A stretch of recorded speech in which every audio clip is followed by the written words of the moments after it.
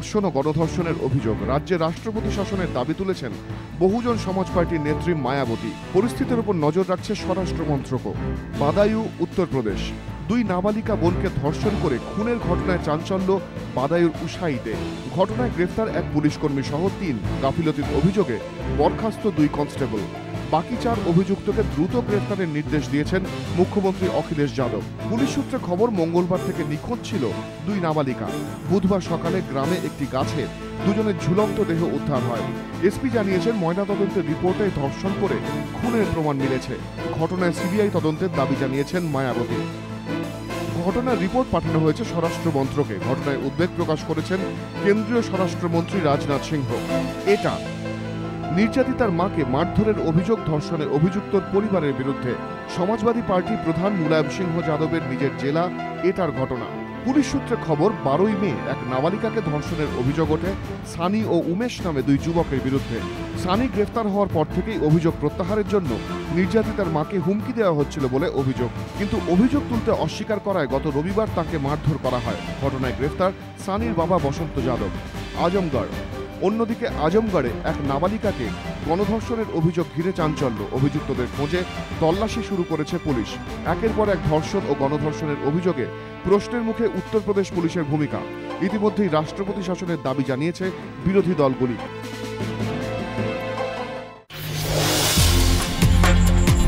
প্রসবের দিনই নিজের পুত্র সন্তানকে বিক্রি করে দিলেন জলপাইগুড়ির পাহাড়পুরের এক মহিলা। গত নভেম্বরে ছেড়ে চলে গিয়েছেন স্বামী। 3 মেয়েকে নিয়ে মায়ের কাছে গিয়ে ওঠেন ওই মহিলা। দিন গুজরান হচ্ছিল ভিক্ষে করে। গত রবিবার জলপাইগুড়ি হাসপাতালে এক পুত্র সন্তানের জন্ম দেন তিনি। কিন্তু কিভাবে জুটবে খাবার, ভবিষ্যতের কথা ভেবে সেদিন রাতেই সদ্যজাত সন্তানকে বিক্রি করে দেন তিনি। জলপাইগুড়ির পাহাড়পুর এলাকার বাসিন্দা ওই মহিলা। রয়েছে সরকারের দেয়া বিপিএল কার্ড, কিন্তু অভিযোগ বিপিএল কার্ডের সুবিধা বা প্রসবকালীন কোনো সাহায্যই পাননি ওই মহিলা। যদিও বাম পরিচালিত পঞ্চায়েত প্রধানের দাবি, বিষয়টি তিনি জানেনই না।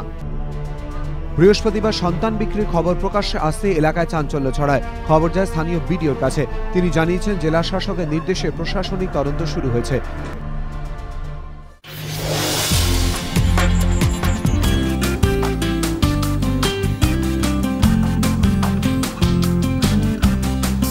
প্রতি বছরের মতো এবারও গ্রীষ্মের শহরে সিমার বিশেষ প্রদর্শনী সামার শো।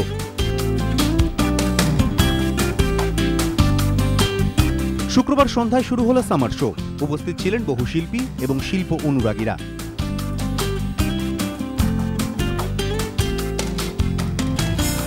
এবার 11 বছরে পা। এবার স্থাপত্য ও চিত্রশিল্পের মেলবন্ধন। লালু প্রসাদ সাউ, পরমজিৎ সিংহর মতো নামী প্রবীণদের পাশাপাশি রয়েছে ফরহাদ হোসেন, আবির কর্মকার, জয়শ্রী বর্মন, শ্রেয়সী চট্টোপাধ্যায়, পরেশ মাইতি, সৌমিত্র বসাক, প্রদীপ রক্ষিত সহ বহু শিল্পীদের শিল্পকর্ম। এছাড়াও সামার শোয়ে স্থান পেয়েছে বেশ কিছু নতুন শিল্পীর কাজও।